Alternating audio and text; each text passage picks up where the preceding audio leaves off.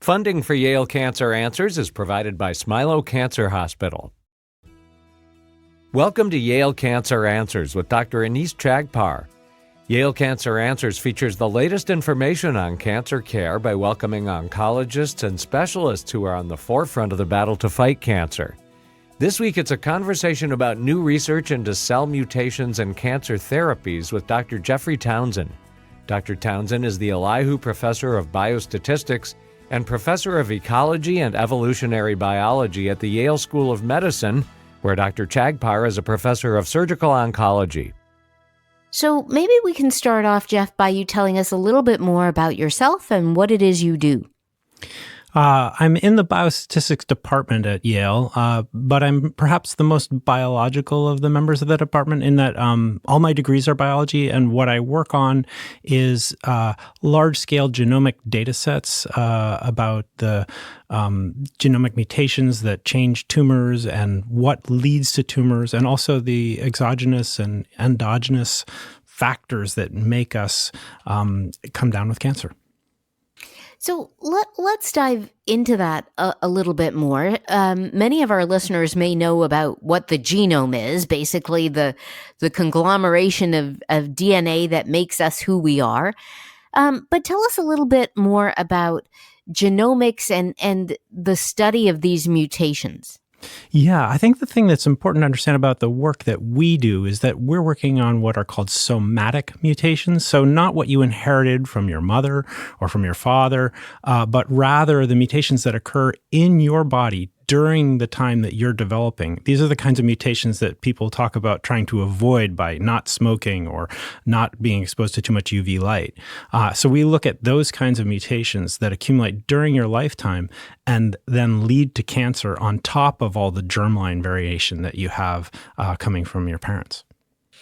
And so tell us more about kind of how that works and how you discover these mutations and how you actually define that these particular mutations have an impact in terms of cancer generation. This is a really, really important topic. Since the human genome, we've developed lots of technologies that allow us to sequence genomes, including the genomes of tumor tissue as opposed to your normal tissue. And by comparing that tumor tissue sequence to the sequence we see from your blood or from some normal adjacent tissue, we can uncover all the genetic mutations that are specific to the tumor and aren't natural to the rest of your body.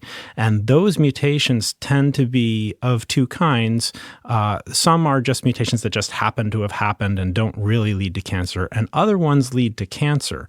And so differentiating between those two can be done by just looking at the frequencies that certain mutations occur and understanding what the underlying rate at which those mutations occur are.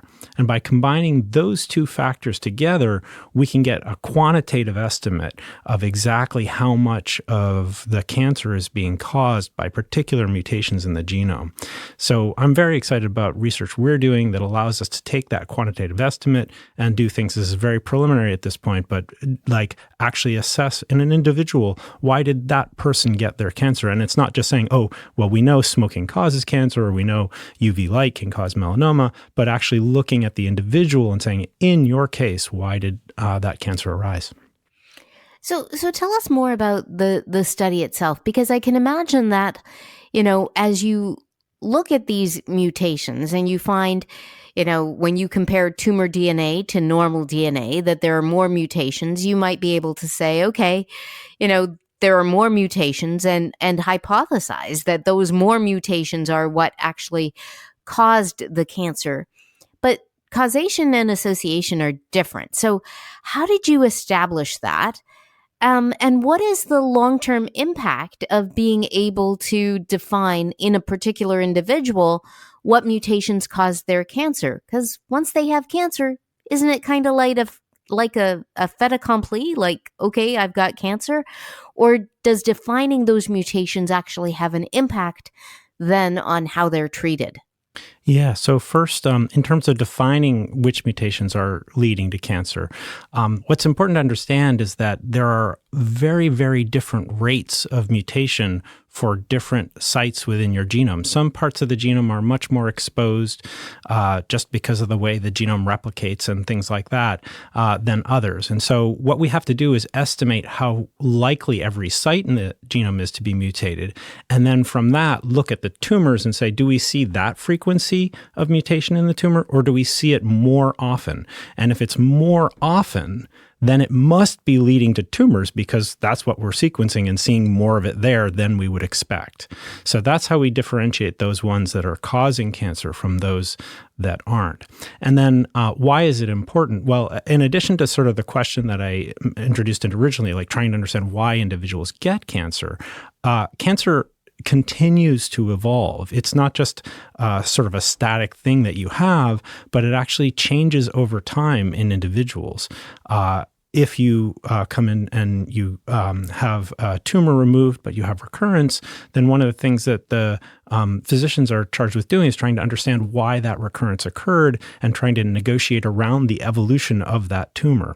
So the tools that have just been released now that we've been using allow one to understand what that trajectory of evolution is. In other words, you're at this state right now genetically, but what's the next genetic change likely to be in a probabilistic way? And what's the next one after that likely to be? And it's the first time we've been able to characterize that in terms of a trajectory of change where we understand quantitatively how much each mutation is increasing the survival and proliferation of the cells of your cancer. So that's interesting. How exactly do you do that in terms of defining, okay, this mutation caused your cancer, and probabilistically you have an X% probability of getting a recurrence?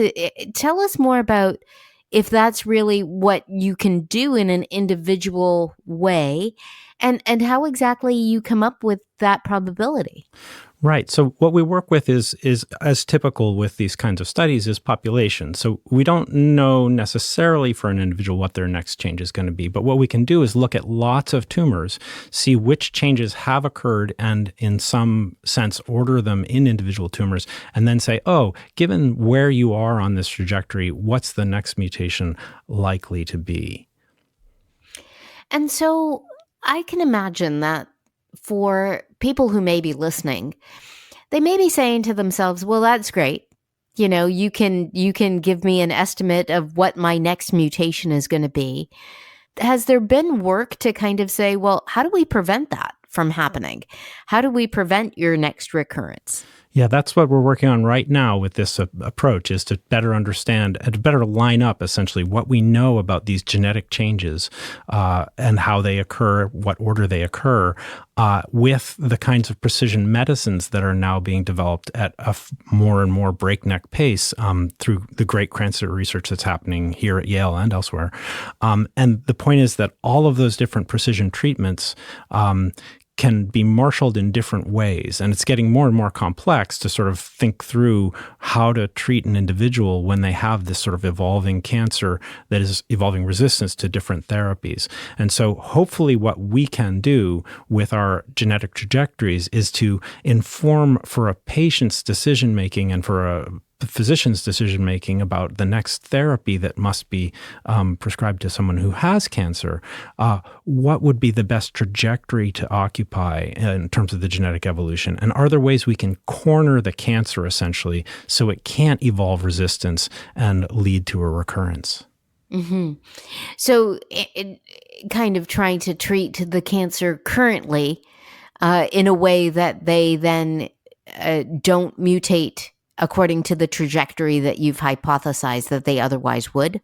That's exactly right. Let me give you an example from other work that we did, which was looking at EGFR therapy. This is an erlotinib therapy that is not actually usually given currently, but when we looked at, or not often given currently, when we looked at erlotinib therapy, one of the things that we noticed was that cisplatin therapy which is often given in the context of EGFR-driven lung cancer, can actually lead to the underlying mutations that give the tumor resistance to erlotinib therapy. So that's an example where you wouldn't want to order the particular treatments, cisplatin and then erlotinib, because you're basically creating the genetic variation in the tumor so that it can evolve resistance very quickly once you give the therapy.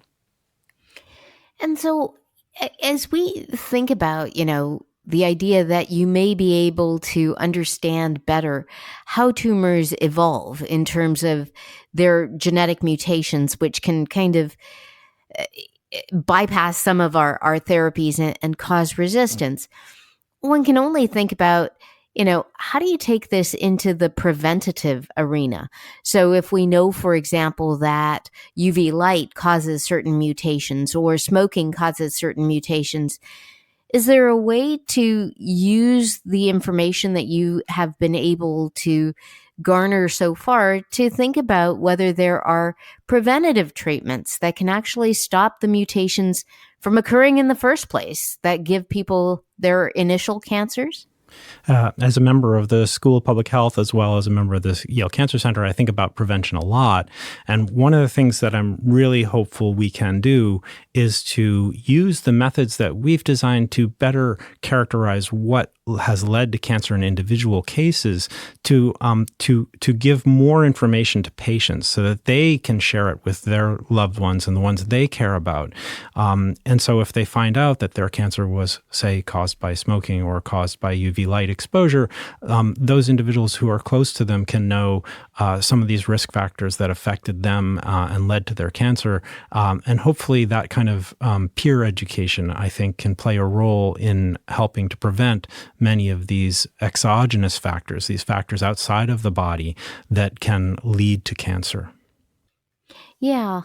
I mean, I think that I hope that most people know that smoking leads to cancer and UV light leads to cancer, and there is good public awareness of that.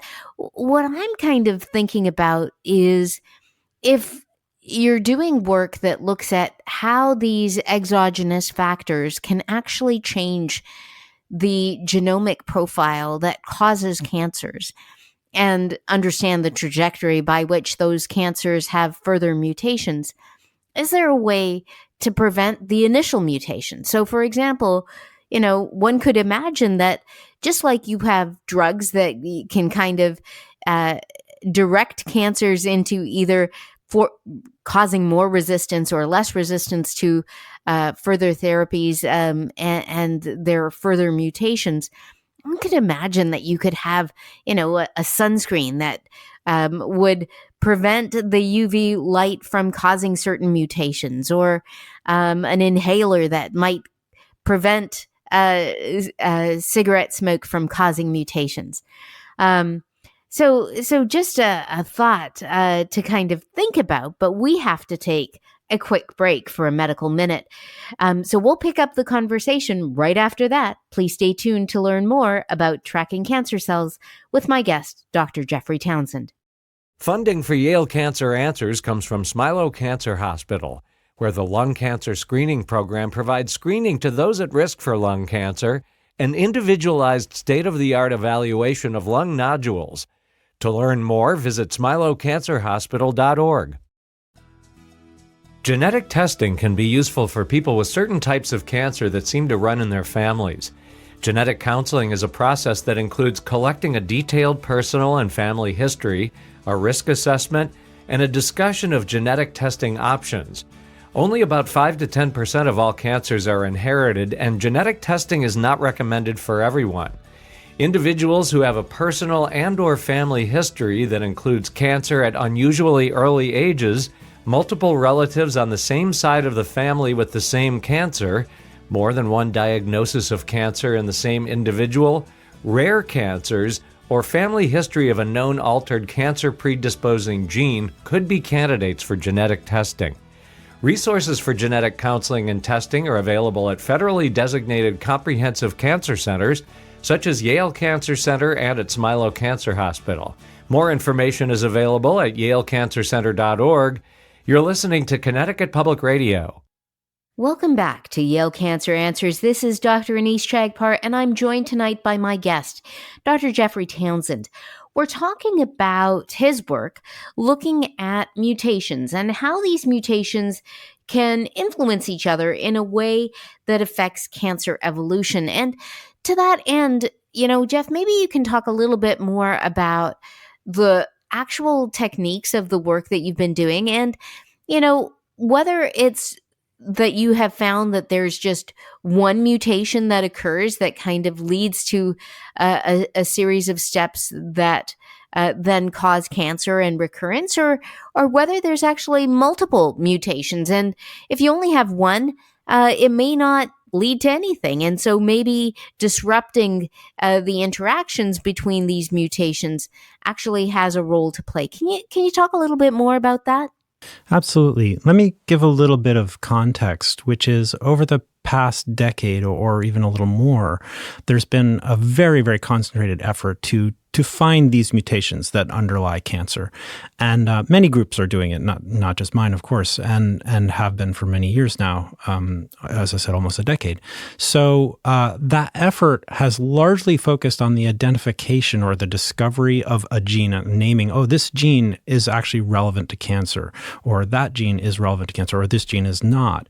And one of the things that my group specialized in was not to look at it not as just like cancer causing a driver of cancer or a passenger that doesn't really cause cancer, but quantifying how much each mutation is contributing to cancer. And the way that sort of came about scientifically is many people worked on looking at how frequently you saw a given mutation in the genome in a tumor compared to in normal situations. And then what we did is better understand the underlying mutational variation from site to site that allows us to quantify how much more a certain mutation is causing cancer than, say, another. That quantification enables a more nuanced view that is not just this is the driver mutation causing your cancer, and that's the only thing we need to know about, but rather a sort of, as I said earlier in this discussion, what the trajectory of changes are and how each one changes your prospects going forward with cancer. And the key division there is between two forces, which we ended up talking about near the end of our previous talk, which is just that underlying it, there's the underlying mutations that happen, what causes those mutations to happen. And on the other hand, there's the selection or the fact that those mutations may increase the proliferation or the survival of cancer. Of course, we don't want cancer to proliferate and survive. And so the prospect for whether or not, say, a given drug that is under development may or may not help a patient, if it's targeted at a specific driver mutation, is basically proportional to how much it makes that cancer cell survive or proliferate better. So this quantitative measure that we're taking actually tells us the prospects for how powerful a prospective drug could possibly be if it completely abrogates the function of the mutated protein. And then what we've moved on to doing is not just quantifying for each individual mutation just what the quantitative benefit to the cancer cell is, or the detriment to the patient, obviously, but quantifying how that benefit or detriment changes with other mutations that are also happening. So it's not just a simple change of a single gene that leads to cancer in most cases. It's usually a cascade of changes, and how that cascade plays out determines the time course of one's cancer journey. And so the more we can better understand the genetics underlying that journey from a molecular standpoint, the better we can understand what the patient's journey is going to be and treat that patient so that they can receive the best outcome possible. As you talk about these cancers and the mutations and how these mutations ultimately lead to cancer, and how you're able to use kind of these mathematical models to predict the trajectory, I started thinking about cancer in the context of the human environment in which they are. And, how different that can be in every individual. So we know, for example, that your immune system plays a role in terms of identifying cells that are thought to be, quote, foreign or mutated, including cancer cells, and how cancer cells have started to develop a kind of an evasion of the immune system. And so, can you talk a little bit about how your mathematical models kind of factor in the host in terms of the interplay of, its ability to identify these mutations and get rid of them versus not? Yeah, so a recent graduate student in my laboratory who's now an assistant professor at the University of Rhode Island, Nick Fisk, did some very interesting work that is still pre-publication, but I'm happy to talk about it here, where we were able to actually look at these the increase in selection, or the amount that it benefits cancer or hurts cancer to have these particular mutations. And we could show a correlation between the immune system or the microenvironment, how that microenvironment is responding, and these selection coefficients themselves. So in other words, if the more the immune system could grab on to a particular mutation that identifies cancer as a problematic and other rather than self, the more we could see the active selection against that particular mutation in the individual. So at the same time as we're thinking about these selection coefficients, or these benefits or detriments, benefits to the cells, detriments to the patient of the cancer, we can actually look at how that interaction is playing into the particular mutations that spread or don't spread within the cancer cells.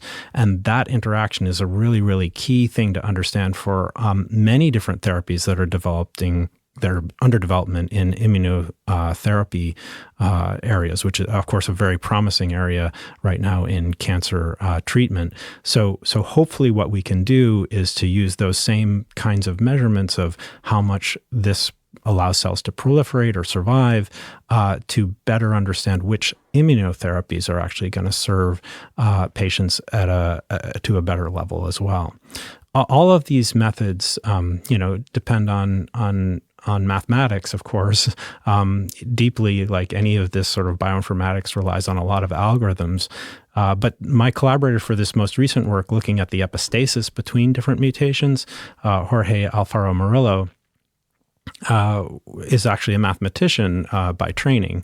I'm a biologist by training, used a lot of mathematics myself in much of my work. And early on in the development of this most recent work, I sat down and was like, okay, I really need to look not just at individual mutations in individual genes as working completely independently from everything else, but as in a pairwise way, looking at how this gene interacts with this other gene. And fortunately was able to do a little bit of mathematics that solved that pairwise case, and was very proud of myself for doing that. But I ran into a roadblock when I tried to look at not just one gene interacting with another, but how about those two genes interacting with a third gene? It starts getting more and more complicated, the mathematics that we have to use to solve that kind of problem. And so I worked with Jorge Alfaro Murillo, who's a research scientist here at Yale, and he was able to solve it for 3, 4, even 5 different mutations, and even more given enough data. So we're able to now better understand how all of these genes are interacting with each other during that time course of cancer. And that understanding, I think, is going to be critical toward the most powerful precision medicine we can do in the future. So, Jeff, you used a term earlier which many of us may not be familiar with. What exactly is epistasis? Yeah, you may have remembered something from like high school genetics, or, when you learned about the peas and the pods and how they're different colors and stuff. And there's a term called epistasis. And what it means is just, one gene is affecting what you see in the other genes. So it means that you don't necessarily get your segregation of 3-to-1 or 9-to-3 to 3-to-1, if you remember your high school genetics, that you expect, because there's some other gene affecting that segregation. So epistasis is just, it's a complicated word for a fairly simple phenomenon, which is just that, it matters what genetic context you're in.